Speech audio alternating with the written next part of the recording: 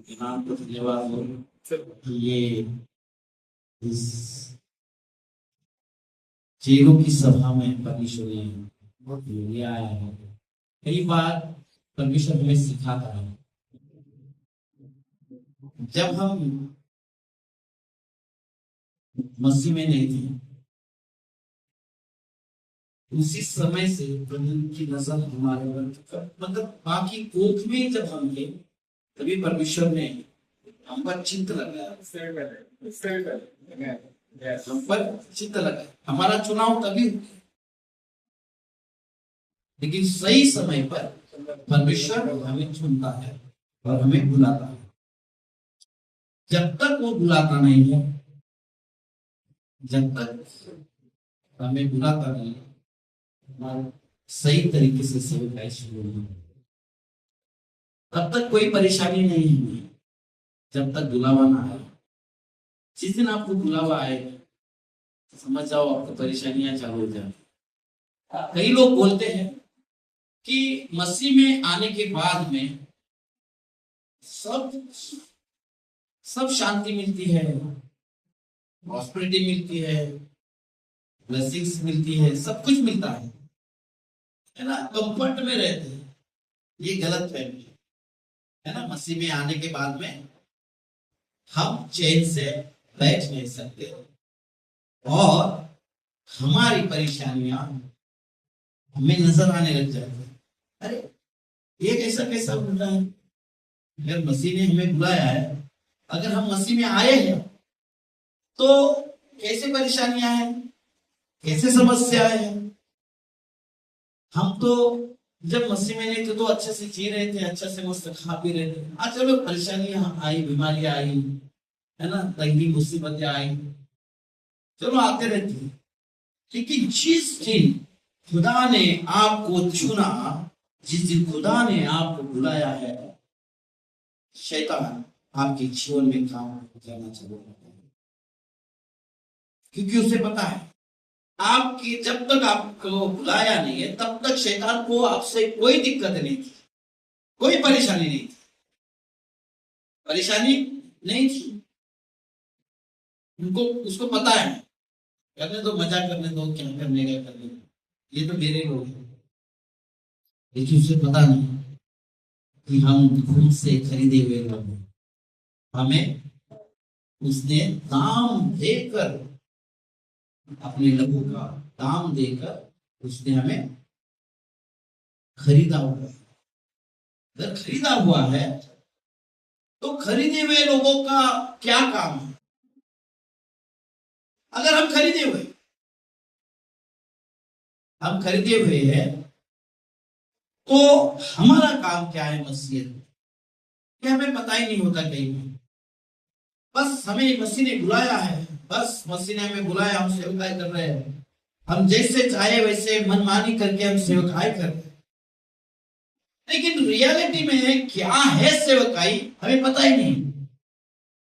सेवकाई क्या है पता ही नहीं। बस आया है, यीशु मसीह ने हमें बुलाया है, लेकिन वैल्यू नहीं है उस चीज का कि हमने सही तरीके से पहचाना नहीं कि यीशु ने हमें अगर लहू से खरीदा हुआ है तो उसके प्रति हमारा काम क्या है। एक बात है, खुदा ने, परमेश्वर ने जगत से ऐसा प्रेम किया कि उसने अपना इकलौता पुत्र दे दिया, है ना। खुदा ने हमें पाने के लिए अपना इकलौता पुत्र दिया, और इकलौते पुत्र ने क्या किया? हमारे लिए जान दिया।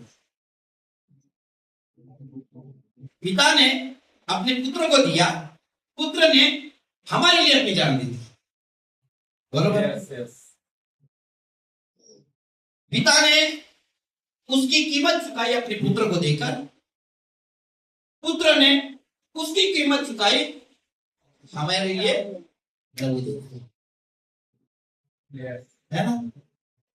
तो यदि हमें खरीदा हुआ है तो खरीदने के बाद में हमारा कर्तव्य क्या है उस चीज के लिए जो हम करना है। चलो आपको सिंपल से आसान तरीके से मैं समझाता हूं। यदि कोई चीज आपको मुफ्त में मिली तो आपको उसका वैल्यू है। अगर ये मोबाइल, सच में ये मोबाइल है ना, ये मोबाइल मैंने अगर खरीदा है तो इसका वैल्यू है मुझे, क्योंकि इसके अगर मैंने लोन पे लिया है तो उसको लोन भरना है, इसको अच्छे से केयर करना है, सब कुछ करना है, इसका वैल्यू। यदि ये मेरे को किसी ने गिफ्ट दिया है ना, ये चोरी भी हो जाए या किधर भी पड़ जाए, गिर भी जाए, तो उसका कोई उसको वैल्यू नहीं रहता। कई बार हमें उस चीज की वैल्यू नहीं है जो हमें मुफ्त में मिली, फ्री में मिली हुई। परमेश्वर ने हमें चुना हुआ है, हमें उसका वैल्यू करना होना जरूरी है।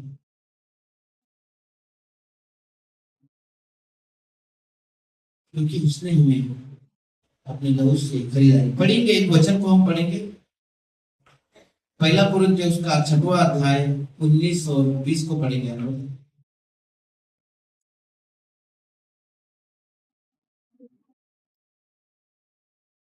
क्या तुम नहीं जानते कि क्या तुम नहीं जानते कि तुम्हारी तुम्हारी देह पवित्र आत्मा का मंदिर है जो तुम में बसा हुआ है, जो तुम में बसा हुआ है, और तुम्हें परमेश्वर की ओर से मिला है, और तुम्हें परमेश्वर की ओर से मिला है, और तुम अपने नहीं हो, और तुम अपने नहीं हो, क्योंकि दाम देकर मोल लिया गए हो। लिए गए हो। इसलिए अपनी देह के द्वारा परमेश्वर की महिमा करो। इसलिए अपनी देह के द्वारा परमेश्वर की महिमा करो। Amen, hallelujah, glory to God, wonderful God, amen. समझ में आपको? ओह यार, सही तरीके से पौलुस को अगर आप पढ़ेंगे, पौलुस को अगर आप सही तरीके से जानोगे, पौलुस क्या था एक्चुअली, क्या पढ़ा रहा था, क्या सिखा रहा था लोगों को। उसने उस लहू का, दाम का वैल्यू समझा है। उसने उस प्राण के वैल्यू को समझा है, पिता के प्रेम के वैल्यू को समझा है। इसलिए कई बार कलीसिया को सिखाते समय में वो रोता था, वो तकलीफों के साथ में लोगों को सिखाया करता था। हर एक कलीसिया के लीडर्स को वो सिखाया करता था। मानो को ये बच्चों के समान, बच्चों को कैसे सिखाते हैं, या मानो डरा के या धमका के या कैसे भी उनको एग्जाम्पल दे देकर वो सिखाया करता था, कि ताकि ये लोग सीख सके, मसीह का लहू का वैल्यू उन्हें समझ सके, मसीह के प्रेम का वैल्यू उनको समझ सके, मसीह के देह का वैल्यू उन्हें समझ सके।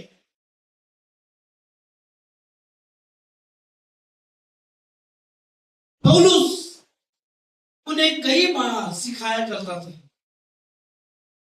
कई लोग हल्के में लिया करते थे, कई बार वो व्याकुल हो जाता था, लोग सीखते नहीं। कई बार वो बार बार अलग अलग कलीसिया में जाकर मसीह के बारे में सिखाया करता था। चेले कैसे बना, वो क्योंकि उसने चेले बनाए। एक मसीह चेला कैसे होना चाहिए, एक लीडर कैसे होना चाहिए, वो लीडर्स को बनाया करता था। लीडर्स की वो एक खरी शिक्षा उसको दिया करता था कि मसीह कैसा है, मसीह की वैल्यू को वो समझाया करता था।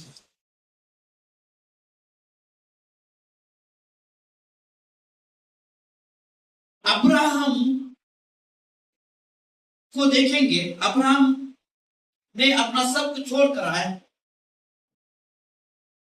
परमेश्वर का उससे बुलावा आया, तब उसने सब कुछ छोड़कर आया, और सबसे ज्यादा धनवान व्यक्ति था अब्राहम। अब्राहम धनवान व्यक्ति था।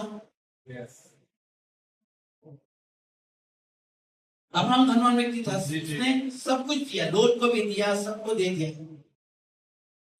लेकिन अपने बच्चों को नहीं दे पाया, नहीं दिया उसको। क्यों? समझ में आपको मैं क्या बोल रहा हूं? अब्राहम एक धनवान व्यक्ति थी, लेकिन उसके पास में इतनी धन दौलत थी, सब कुछ था, लेकिन फिर भी उसने केवल अपने बच्चों को, इसहाक को भी उसने एक खुदा के सिवा दूसरा कुछ भी नहीं दिया।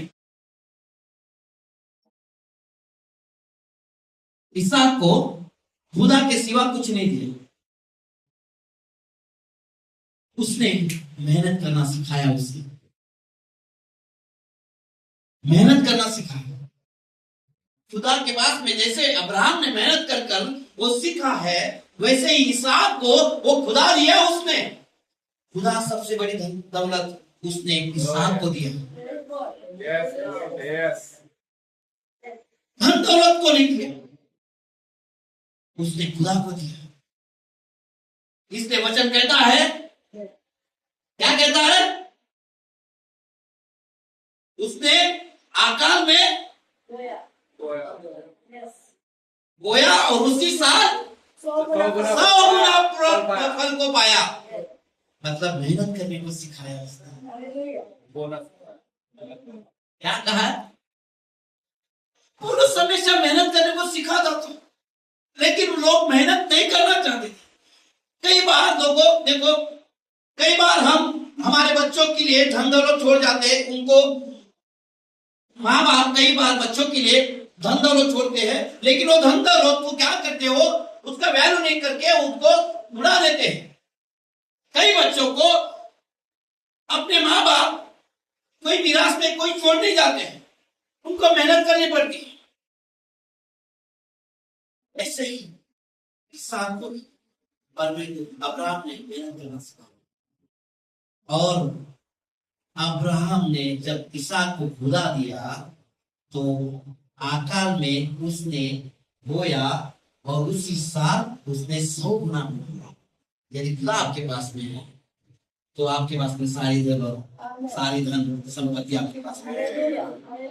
पहले तो उसकी स्वर्गराज, उसकी धार्मिकता की खोज करो, तो सारी चीजें तुम्हारे पास में आ जाएंगी। लेकिन हम बोलते, कई बार बोलते हमें क्या मिला है। अच्छा चलो हम आते मसीह के पास में, हमें क्या मिलेगा? हमें क्या मिला है बताओ, हमें क्या मिला? हम प्रार्थना करके दुआ करके क्या मिला? वो भूल गए कि तुम्हें खुदा मिला है। वो भूल गए कि खुदा की मिरास तुम्हें मिली है। वो भूल गए कि खुदा ने तुम्हें एक बड़ा फेवर को तुम्हें दिया है। यदि खुदा तुम्हारे साथ न होता तो आज तुम कहां पर होते? यदि खुदा तुम्हारे पास न होता तो खुदा का फेवर कहां होता? इसके खुदा बाप कई बार आपको मेहनत करना सिखाता है।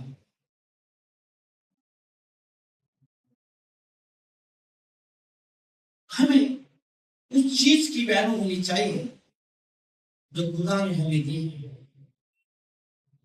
खुदा ने मीरास में सारी चीजें दी है, हमें कोई गुंजाइश नहीं, लेकिन उस लोगों का वैल्यू हमने आज तक नहीं आया। हम केवल दुनिया की चीजों को ढूंढते हैं, हमें सारी चीजें मुफ्त में चाहिए और उसका वैल्यू नहीं रहता है। इस वजह से हम बढ़ नहीं पाते, क्योंकि हम मेहनत नहीं करना चाहते, क्योंकि पहले से हमने मेहनत नहीं की। हमारे बाप दादाओं ने हमें ऐसे दे दिया है, हम देखते देखते आए हैं और हमें मिला हुआ है। इसलिए मेहनत करना भारी पड़ जाता है कई बार। क्या जरूरत है हमको?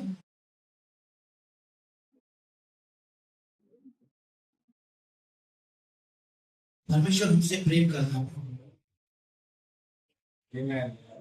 परमेश्वर हमसे कई गुना ज्यादा प्रेम करता है।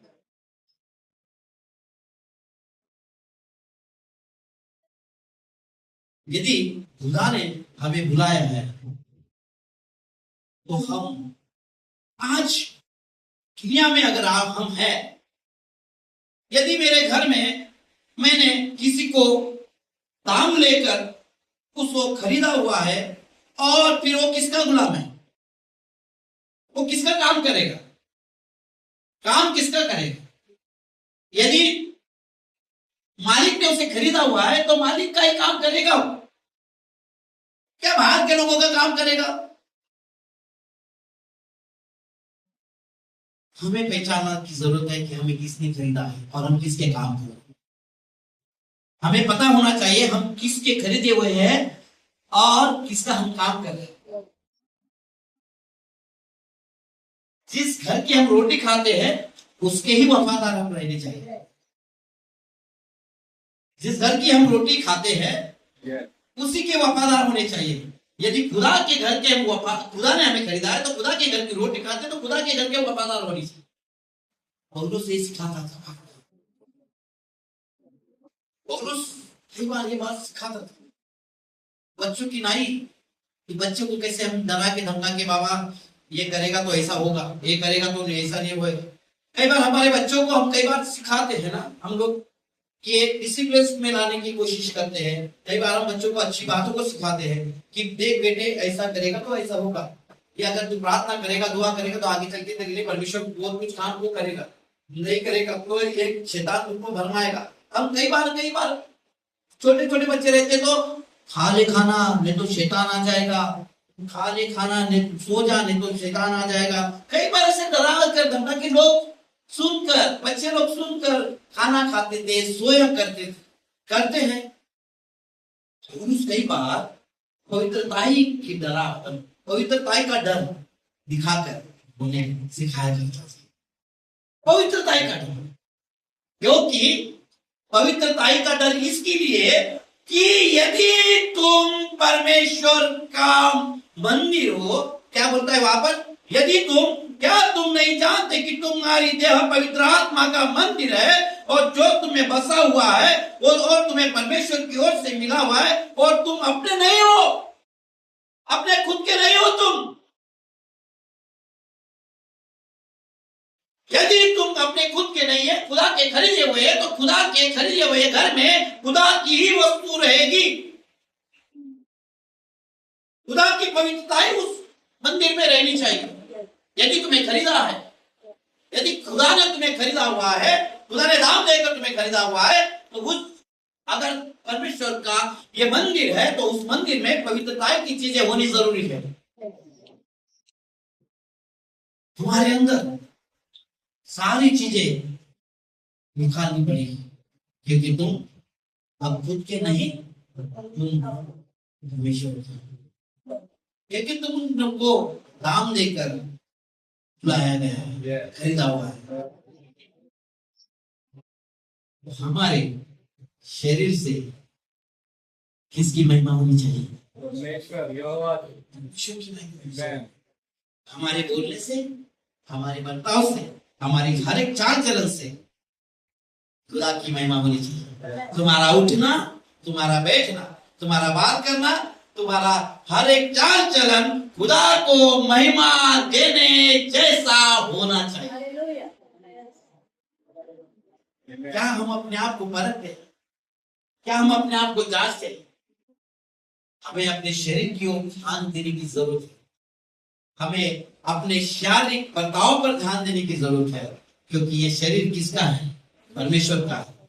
तो किसलिए भजनकार अच्छे से कहता है कि प्रभु तू देख कर मुझे, जांच कर मुझे, जान ले कि मुझ में ऐसी कोई बुरी चाल है कि नहीं। तू मेरा उठना बैठना जानता, तू मेरी भली भांति जांच पड़ताल करता है, क्योंकि तूने मुझे जांच कर जान लिया है। क्या हम अपने आप को कभी जांचते हैं? क्या हम अपने आप को परखते हैं? हम यदि खुदा के खरीदे हुए तो उसके वफादार होना जरूरी है। हमारा शरीर उसकी महिमा को प्रकट करना चाहिए। हमारे शरीर से, हमारे बर्ताव से, हमारे हर एक लाइफस्टाइल से लोगों को तुम्हारे अंदर मसीह नजर आना जरूरी है। पौलुस से सिखाया करता था। पौलुस हर बार लोगों को ताड़ना देकर सिखाया करता था, डांट फटकार करता था, लेकिन हम तो उस तरीके के सुनने के आदि नहीं। हम सुनना नहीं चाहते तुम्हारी बातों, हमें तुम्हारी बातें कड़वी लगती है।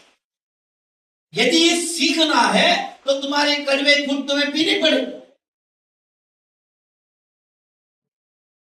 सीखना ही नहीं चाहते, तुम बढ़ना ही नहीं चाहते। हम कई बार खुदा के पास में क्या दुआ करते हैं, खुदा तो हमें ब्लेस कर,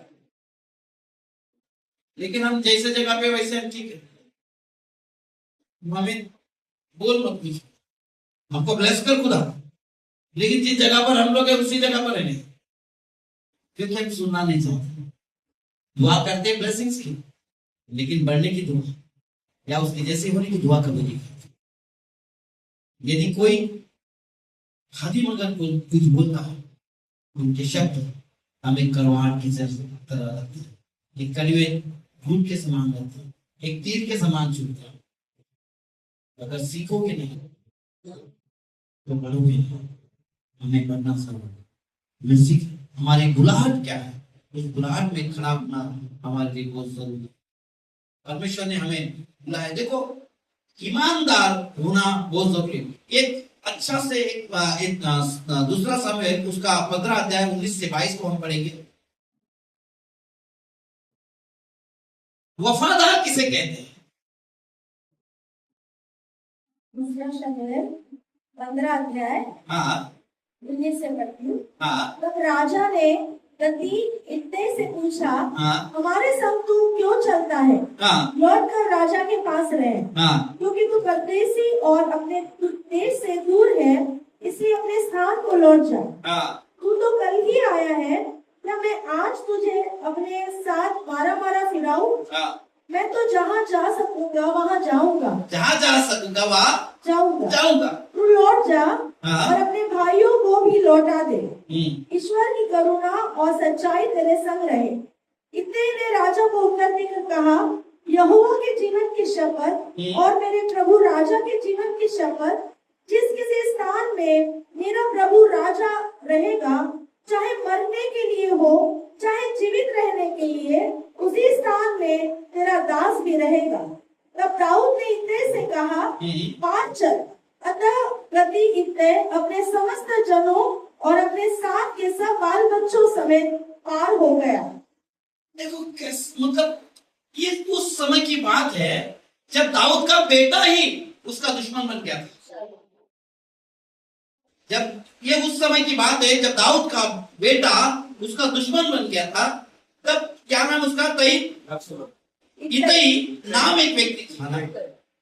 वो क्या बोलता है, अपना बेटा उनका जब दुश्मन बन गया था, इतई नाम का एक परदेशी योद्धा उनके पास आया। दाऊद ने कहा, तू तो पराया है, तू वापस चला जा। पर इतई ने कहा, जहां मेरा राजा रहेगा, चाहे जीना हो या मरना हो, मैं वही रहूंगा। एक अजनबी ने वफादारी दिखाई जो अपनों ने नहीं दिखाई। देखो यहां पर वफादारी क्या कहता, जो अपना ही बेटा दाऊद का दुश्मन बन गया, लेकिन एक पराया व्यक्ति जो अपनों ने वो हमदर्दी नहीं दिखाई, लेकिन इस इतई ने वो हमदर्दी दिखाई।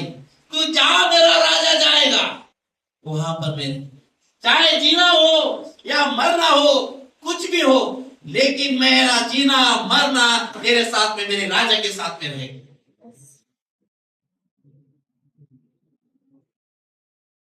वफादारी अगर तुम्हारे पास में नहीं तो समझो तुम बागीपन पर उतर आए। लिखता है, वफादारी खून के रिश्तों की मोहताज नहीं है। वफादारी खून के रिश्तों की मोहताज नहीं है। कभी कभी परमेश्वर अपनी जिंदगी में ऐसे अजनबियों को भेजता है। कभी कभी परमेश्वर हमारे जिंदगी में ऐसे अजनबियों को भेजता है तो उनसे रिश्तों से भी बढ़कर हो जाते हैं।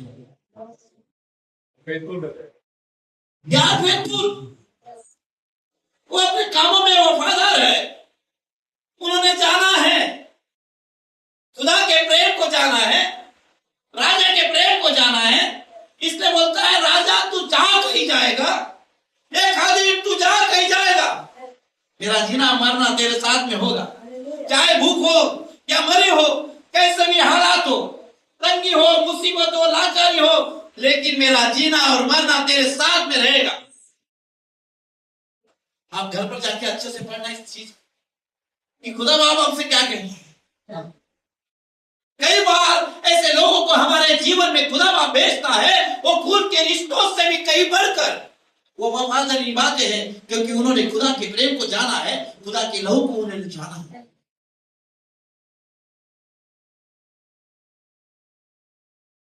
कई बार हमारे अपने हमारे काम में नहीं आते, कई बार हमारे अपने अपने बाजू में होकर भी हमारे काम में नहीं आते, लेकिन सात समंदर पार से होकर कई अजनबी हमारे जीवन में उस काम को ले आते और वो वफादारी को दर्शाते हैं। परमेश्वर ऐसा खुदा, परमेश्वर किसी के खून के रिश्तों का मोहताज नहीं है। परमेश्वर उन्हीं लोगों को भेजेगा। यदि देखो शाऊल गया तो दाऊद आया, इतना याद रखना। परमेश्वर का राज किसी के लिए रुकता नहीं, परमेश्वर का काम किसी व्यक्ति के लिए रुकता नहीं है।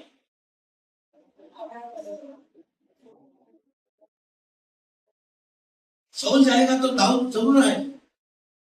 इसलिए अपने वफादारी अगर परमेश्वर के साथ में तो तुमने उसके खून को, उसके मृत्यु को अगर सही रीति से जाना है तो उसकी वफादारी को तुम्हें करना जरूरी है। अगर तुमने उसके खून को सही रीति से जाना नहीं है, उसके प्राण को तुमने, उसके मृत्यु को सही रीति से जाना नहीं है, तो तुम वफादारी सीख नहीं सकते, क्योंकि खुदा बाप अपने आखिरी लहू के खून देने तक वफादार रहा।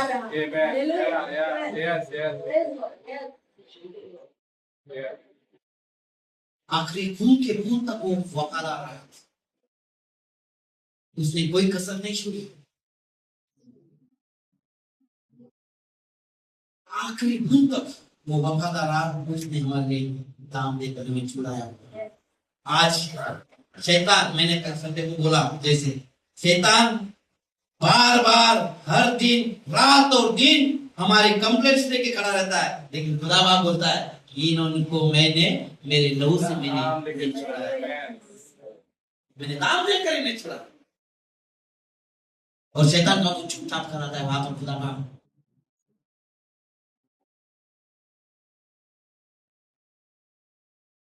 परमेश्वर ऐसी अटूट वफादारी आपसे चाहता है।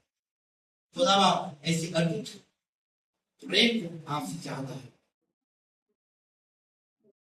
अगर आप ईमानदार हैं खुदा के साथ में, तो खुदा के सेवकाई के साथ में भी तुम ईमानदार होना जरूरी है। तुम लास्ट तक, आखिरी तक तुमने वफादारी निभाना जरूरी है, तब तुम मसीह के सच्चे चेले ठहराए जाओगे।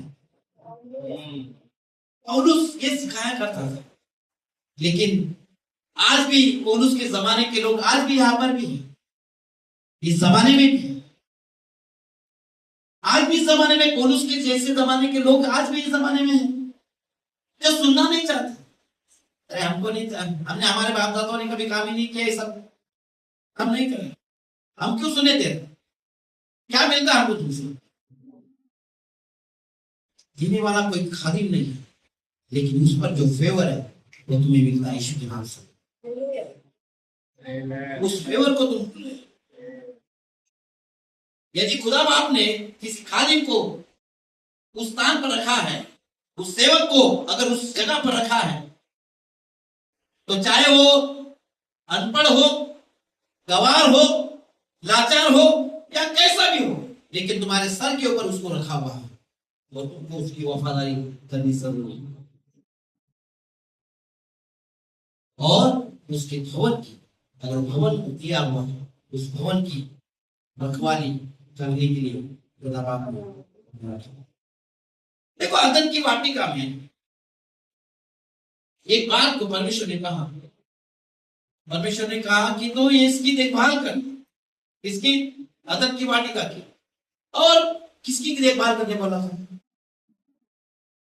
अदन की वाटिका की देखभाल करने बोला था, और उसकी पत्नी की भी देखभाल करने बोला था, लेकिन वो अपनी पत्नी की देखभाल कर नहीं पाया, इसलिए शैतान ने उसकी पत्नी को धरना था। समझ रहे आपको?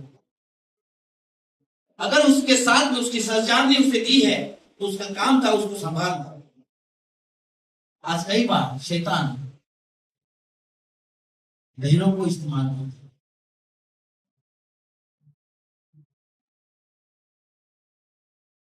वफादारी खुदा के साथ में, मैंने संडे को बताया था अच्छे से, खुदा जब हम काम करते हैं ना खुदा से और लोगों से हम दूर हो जाते हैं खुदा से, लेकिन खुदा हमसे दूर नहीं होता। खुदा हमसे दूर नहीं होता। जिस दिन आपको उस बात का गिल्ट होने लग जाता है कि कुछ तो है, गड़बड़ है, आप लोगों से दूर हो जाएंगे, आप लोगों से लंबा रहने की कोशिश करोगे, खुदा से लंबा रहने की कोशिश करोगे और आप उस बात का गिल्ट करने लग जाओगे। सबसे पहली बात, खुदा से और आपसे और खुदा के लोगों से आपका रिश्ता दूर बधू ऐसे ही ऑटोमेटिकली आपका लंबा होने लग जाता है। कब?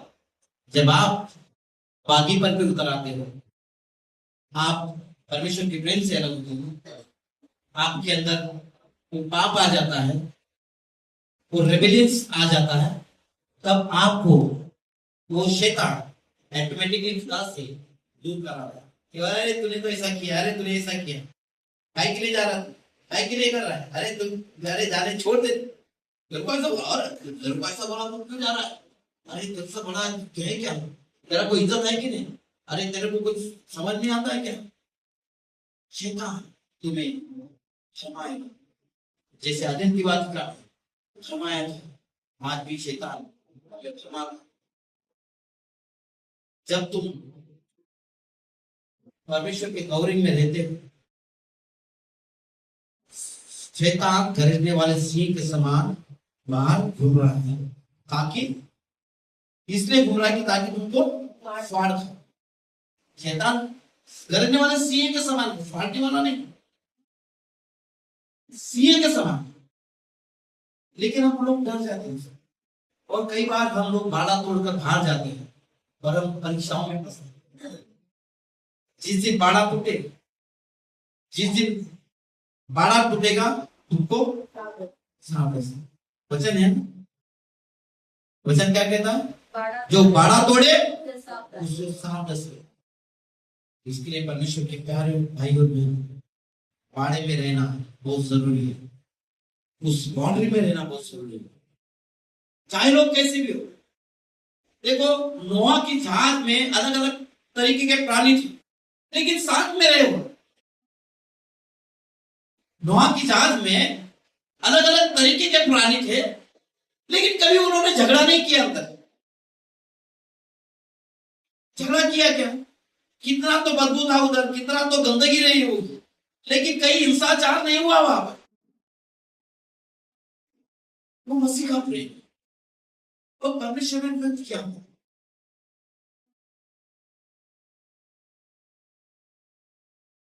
इसलिए शैतान के हर एक तीर से बचने की कोशिश करें। परमेश्वर ने हमें रखा है तो उसकी वफादारी करना हमें बहुत जरूरी है। परमेश्वर सच में हमसे बहुत प्रेम करता है। रोमियो 12 को पढ़ेंगे, क्या पता है? परमेश्वर को हमेशा हम एक भावता हुआ बलिदान चढ़ाने की कोशिश करते हैं। क्या लिखा है? इसलिए भाइयों मैं तुमसे परमेश्वर की दया स्मरण कर विनती करता हूँ कि अपने शरीरों को जीवित और पवित्र और परमेश्वर को भावता हुआ बलिदान करके चढ़ाओ। यही तुम्हारी आत्मिक सेवा है। क्या है सेवा तुम्हारी? तुम्हारे शरीर के जरिए परमेश्वर की महिमा हो। तुम तुम्हारे नहीं हो, तुम ये जान लो कि तुम खुद के नहीं हो, ना ही तुमने अपने आप को शैतान के हवाले किया है। यदि तुम अपने आप के नहीं हो, परमेश्वर के हो, तो तुम शैतान की चाल क्यों चलते हो? इसका मतलब तुमने सही तरीके से परमेश्वर को नहीं जाना है। तुमने उसके लहू की वैल्यू को नहीं जाना। जिस दिन तुम लहू और उसके मृत्यु को याद करोगे, उसके स्मरण करोगे कि ये मेरा नहीं, मैं अपने आप करे, मैं मुझ में जीवित नहीं परंतु मसीह मुझ में जीवित है, तो ये काम तुम्हारे अंदर नहीं होने चाहिए। वफादार होना सीखिए। परमेश्वर के प्रति वफादार होना बहुत जरूरी है। परमेश्वर आपसे प्रेम करता है। परमेश्वर आपसे चाहता है जैसा मैं पवित्र हूँ वैसे तुम पवित्र हो, जैसा मैं वैसे तुम, क्योंकि तुम को मैंने खरीदा हो मेरे लहू से, मेरे प्राण देकर मैंने तुम्हें मोल लिया, इसलिए जैसा मैं पवित्र हूँ वैसे पवित्र बनने की कोशिश करो। शैतान की हर एक चाल से आप जाने की कोशिश करो। परमेश्वर ने यदि आपको चुना हुआ है, ये जानते हो कि परमेश्वर ने मुझे चुना है, तो इससे आप सीखने की कोशिश करो।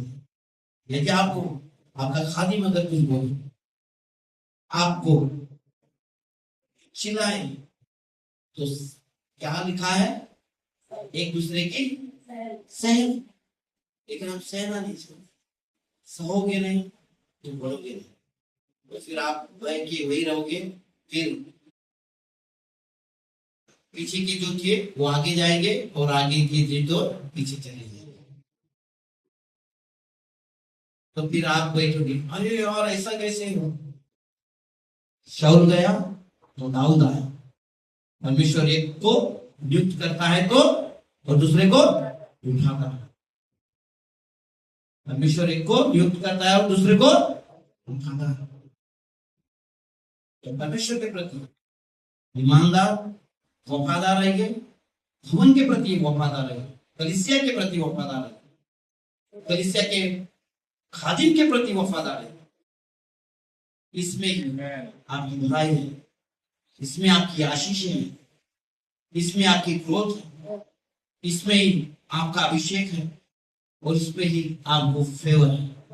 परमेश्वर आपसे प्रेम करता है, इसलिए कई बार सीखने की कोशिश करें। हम अपने आप को ज्यादा स्मार्ट और अपने आप को ज्यादा होशियार न समझें। परमेश्वर आपको सही रीति से उठाए। जब तक परमेश्वर ना चाहे किसको उठा नहीं सकते। परमेश्वर सही समय पर आपको उठाएगा, सही समय पर आपको सेवकाई देगा। तब तक आप सीखते रहिए, बढ़ते रहिए और परमेश्वर के अनुग्रह में चलते रहिए और उसके अभिषेक में, उसके फेवर में बढ़ते रहिए। May God bless you. Praise the Lord. All glory to God. Amen. Amen. Amen.